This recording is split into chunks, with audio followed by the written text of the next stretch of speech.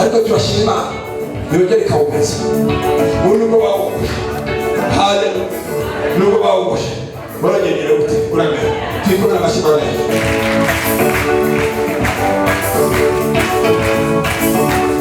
haleluya wino muvana wino message duha gusa ntabwo bitinde ariko se umugisha amen.